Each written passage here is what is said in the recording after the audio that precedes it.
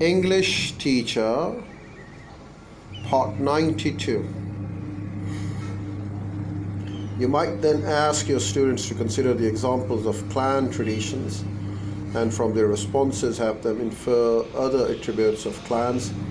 Next, you might describe instances and non-instances of acts and consequences or cause and effects of clan allegiance. This process should continue until your students can form a definition of the concept. A teaching cycle. Helping learners acquire concepts involve a teaching cycle that includes the following elements. Number 1, preparing and motivating learners. Number 2, presenting advanced organizers.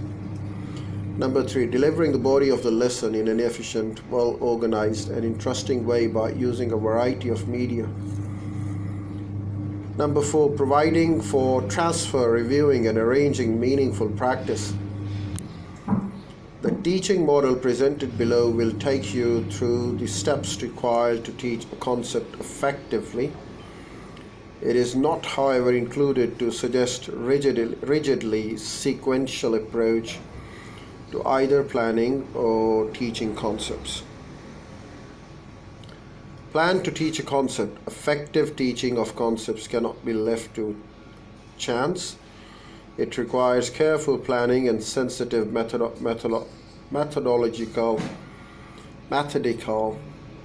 instructions to help learners master concepts. Mastery involves the ability to, number 1, find or create examples of the concept and explain what makes them examples. Number 2, to modify non-example to make them examples of a concept and justify the changes. Number 3, to correct name or label concept examples, justify choices by citing critical attributes. Because of their cultural and educational background or level of development, students find some concepts harder to acquire than others. A rule of thumb guide for teaching concepts suggests relating your approach to the learner development as follows.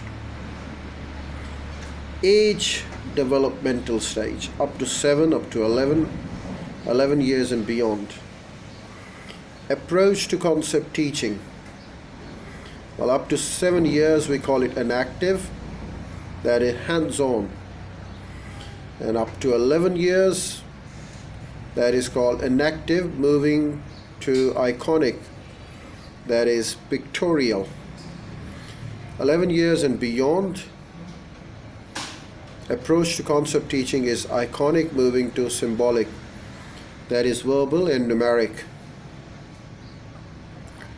Students with rudimentary language skills will learn best from hands-on experience as language and other learning skills develop. Pictures become a useful means of enlarging students' basic concepts.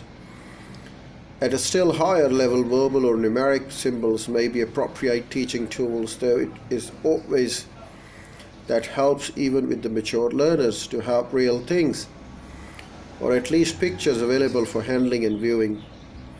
The abstract concepts that relate to such matters as algebra or sentence structures are learned indirectly through the senses and inferences.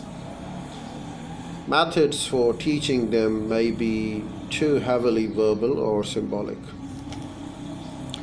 As you plan the specifics of your lesson, therefore consider your students' learners' readiness. How old are your students? What are their development level? What are their preferred learning styles? Learning styles. What background or previous experience have they in relation to the concept? Review the textbook your students will be using, other appropriate references, materials, and choose lesson content in keeping with the curriculum.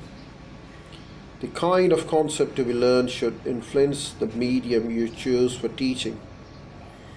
For example, it can provide you a sample lesson plan for the concept teaching.